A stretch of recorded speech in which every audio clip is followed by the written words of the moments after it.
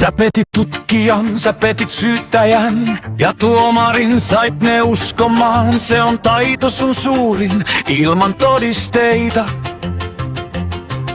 Sä voitit ne puolelles koko oikeussali. Kumara syy huijauksille. Sä voitit ne käräjät, sä vedätät lakia. Sait prokurorin sokeksun valheiden takia. Siksi ei vaimoa voi syyttää, jos hän sua uskoi. Kun sä oot näyttelijä, jota kukaan ei rusko.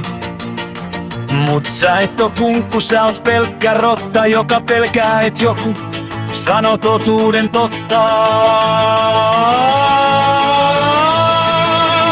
Hän on Helsingin huijari, tyhjän nauraja, pimeän rahan perässä juokseva raukka. Hän eristi vaimon, hän myrkytti mielen, vaikka kätkee se toisen lapsen ja kielen. Hän vedättää valtiota, hän huijaa suvun, mut pian hän saa Yle vankilapuvun. Sä teet pimeätä duuni, sä piilotat tulot. Sä vedätät vaimoa, sä vedätät tulot. Sä kuiskaat vaimolle, ne on kadeita sulle. Sait hänet uskomaan sun valheiden sotaan. Sä eristit vaimon, sä katkaisit ne välit, että kukaan ei näkis sun likaiset pelit. Sä pelkäsit äitiä, sä pelkäsit sisko.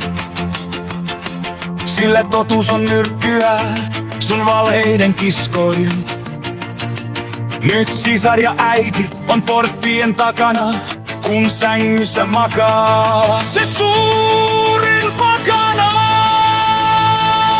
Hän on Helsingin huijari, tyhjän nauraja, pimeän rahan perässä juokseva raukka. Hän eristi vaimon, hän myrkytti mielen, vaikka kätkee se toisen lapsen ja kielen. Hän vedättää valtiota, hän huijaa suvun, mut pian hän saa Yle vankilapuvun.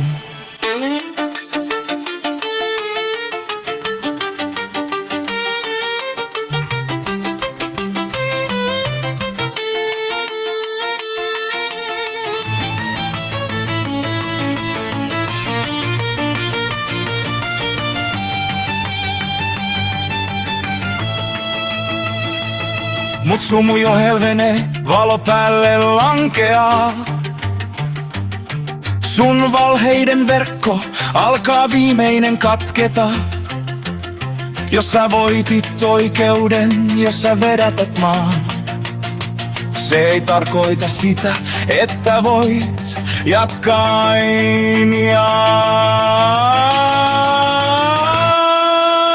Hän on Helsingin huijari, tyhjän nauraja, pimeän rahan perässä juokseva raukka. Hän eristi vaimon, hän myrkytti mielen, vaikka kätkee se toisen lapsen ja kielen. Hän vedättää valtiota, hän huijaa suvun, mut pian hän saa Yle vankilapuvun.